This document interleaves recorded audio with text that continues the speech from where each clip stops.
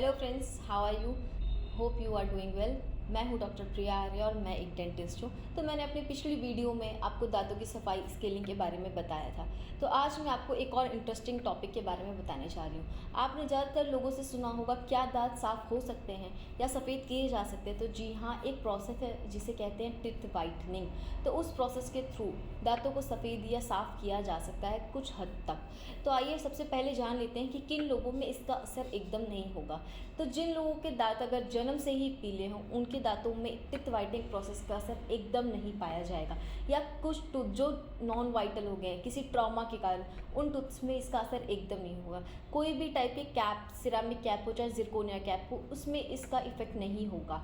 या फिर जिन लोगों के प्रेगनेंसी के दौरान उन्होंने कोई ऐसी मेडिसिन कंज्यूम की है जैसे कि टेट्रासाइक्लिन, उसके कारण हुए टूथ डिस्कलर में इसका एकदम इफेक्ट नहीं पाया जाएगा।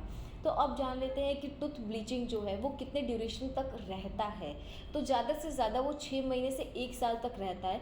इसका ड्यूरेशन टाइम इंक्रीज़ भी हो सकता है, पर ये डिपेंड करता है कि आपने अपनी ओरल हाइजीन कैसे रखी है, आप उसको मेंटेन कर रहे हैं कि नहीं, आपने ज़्यादा एसिडिक फूड इंटेक कर रहे हैं कि नहीं, आप टी कॉफ़ी मात्रा में ले रहे हैं कि नहीं। ये सारे बहुत सारे स्टेप्स हैं जिनको हम देख कर बता सकते हैं कि वो कितने टाइम इफ़ेक्ट कर सकता है और नहीं।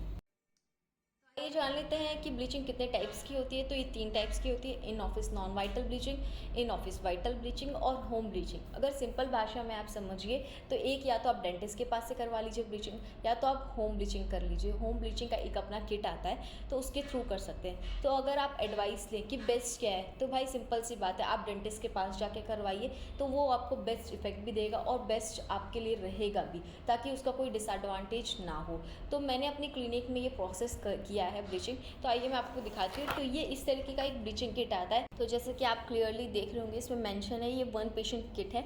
मैंने Florence in office whitening system मंगवाया है और ऐसे डिफरेंट कंपनीज़ के ब्लीचिंग किट आते हैं। तो मेरे पास एक पेशेंट है जिसका भी मुझे ब्लीचिंग करना है। तो आइए सबसे पहले इस एक वीडियो के थ्रू मैं आपको बता दूं इसके अंदर क्या क्या चीज़ अवेलेबल है, और एक वीडियो के थ्रू मैं आपको clearly step by step process बताऊंगी कि टीथ वाइटनिंग सिस्टम में क्या क्या प्रोसेसेस होते हैं और वो किस तरीके से विद प्रिकॉशंस किए जाते हैं। तो आइए इस बॉक्स को ओपन करके मैं आपको दिखाती हूँ इसमें क्या क्या है। इसमें 2 टिप्स दिए गए होंगे, 2 माइक्रो ब्रशेस दिए हैं, एक जिंजाइवल बैरियर दिया है, साथ साथ 2 मिक्सिंग पाउडर्स और 2 लिक्विड की बॉटल्स अवेलेबल हैं हमें। तो सबसे पहले हमें चीक रिट्रैक्टर लगा लेना है और लिप्स और जिंजाइवा के आसपास वैसलीन और या तो विटामिन ई का जेल लगा लेना है।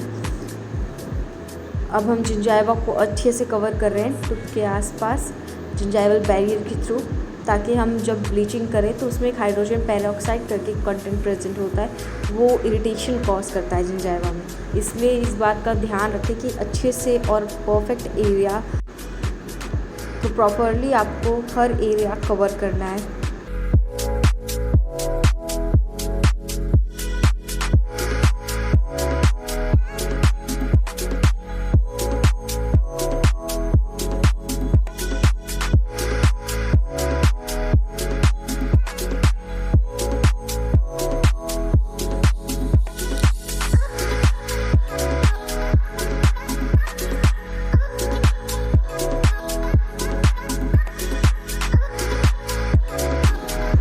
तो अब जिंजाइवल बैरियर को हम लाइट क्योर कर रहे हैं।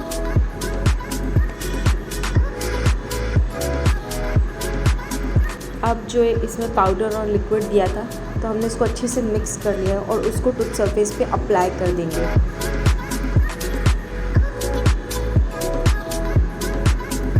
आइए मैं आपको एक एनिमेटेड वीडियो के थ्रू बताऊं, ताकि आपको बहुत बेहतर तरीके से क्लैरिटी मिल सके। तो इसमें आप देख सकते हैं कि अच्छे से टूथ के आसपास जिंजाइवल बैरियर लगा दिया गया है, ताकि जिंजाइवा में या मसूड़ों में किसी भी प्रकार का इरिटेशन ना हो।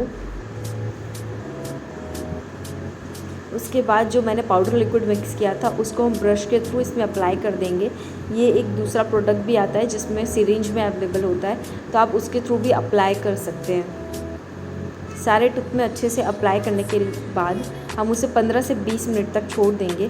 उसके बाद उसे सक्शन टेप से आराम से निकाल देंगे।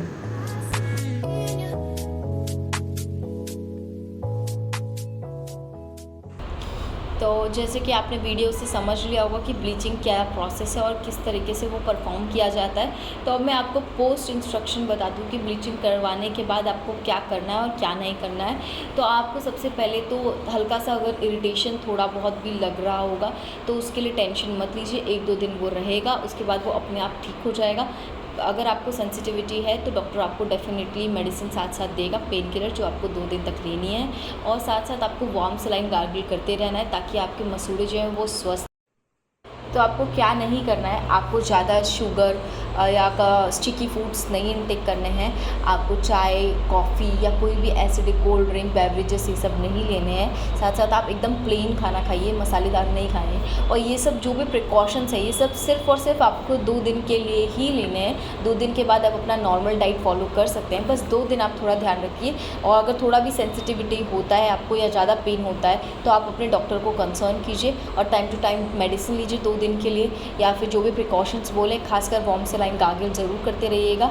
और एकदम ठंडा गर्म पानी या फिर ज़्यादा हॉट चीज़ें का इंटेक मत कीजिएगा। होप आपको ये वीडियो पसंद आया हो। Thank you so much for watching मी। अगर अच्छा लगा हो तो लाइक, शेयर और सब्सक्राइब करें। Thank you.